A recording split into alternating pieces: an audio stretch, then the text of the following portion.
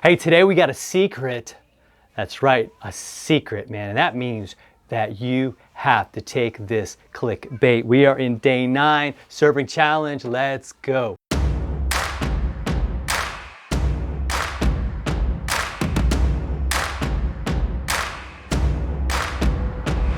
Hey, it is follow through time. I'm Pastor Fred, and we are doing the serving challenge here on the follow through all the way for the next couple of weeks. We're looking at these different aspects of serving.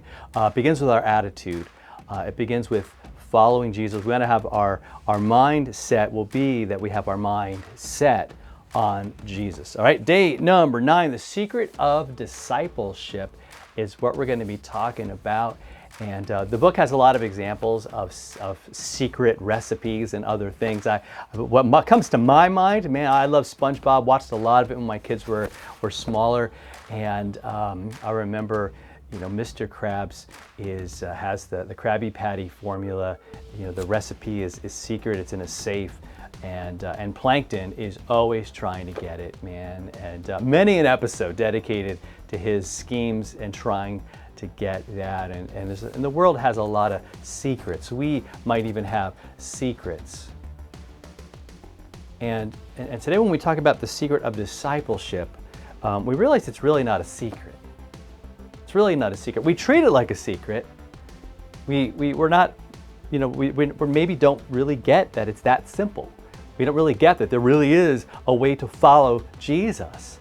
And Jesus puts it this way in John chapter 13. He says, in John 13:35, he has just told them to love one another. And he says, look, by this, when you love one another, people will know that you are my disciples.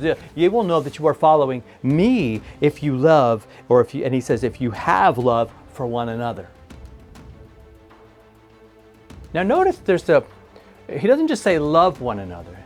He says have love for one another. Man, sometimes a word just can jump out at you, can't it?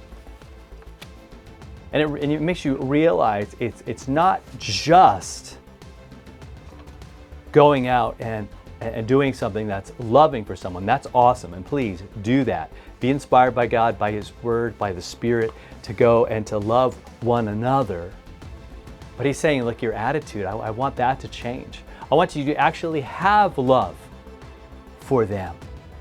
Not just do things begrudgingly, right, in a grumpy way. Oh man, I've got to help out. Oh man, but to be like, I want to do this because I love that person. I have love for them. When's the last time you really asked God to help you to love someone that maybe you have a difficult time with? It might even be someone close to you. But you just don't make the time, or you're just there's stuff in the way. Ask God today. Pray. I want you to pray like, Lord, help me to have love for one another, because that is sort of one of the defining things about us as believers. And in a world that right now, and this is no secret, the world really feels like we are negative. The world looks at Christianity, and maybe it's because we've been this way. We've been judgmental, and instead of being discerning, we have been judgmental when we should be, right? There's a point when we tell the truth, but being judgmental means like, I think I'm better than you. That's really what it means. And so we often don't talk about truth like we should, because we're afraid, I don't want to be judgy. Well, God's not asking you to be judgy. In fact, He's telling you not to judge lest you be judged. Because God's going to use the same standard that you judge others, He's going to judge you, right? That's just a little extra for you this morning. But we have to sometimes make a judgment call, if you will, to decide whether something's right or wrong, and to share the truth of that with somebody that we care about. It might be your kids today. And they've done something, man, you better not worry about being judgy. Right? None of us should. Or if our friend's in trouble because of their behavior, man, we should say, hey, look, wait a second. I want you to know what's going on, right? So on this day 9, as we look at the secret of discipleship, it's love. To love one another. And I'm talking about a radical kind of love. Not a Hallmark Channel, kind of surface level, superficial kind of love, but a love that goes deep, a love that will cost us sometimes. Not convenient. We might have to love somebody that we really that doesn't love us. And we're living in a world right now, as I tape this, there's a big divide going on in our country. And what if we as believers, man, we're going to love.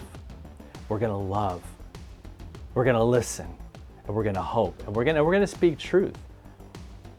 But it's always going to be coming from a place where we say, hey, I have love for you. So, all right, get after it. Get after your reading today. We're on page 62. I think it ends at 65 today.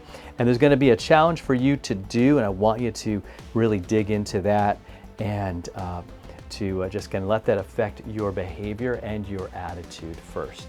See you next time. We'll be on day number 10. See you then.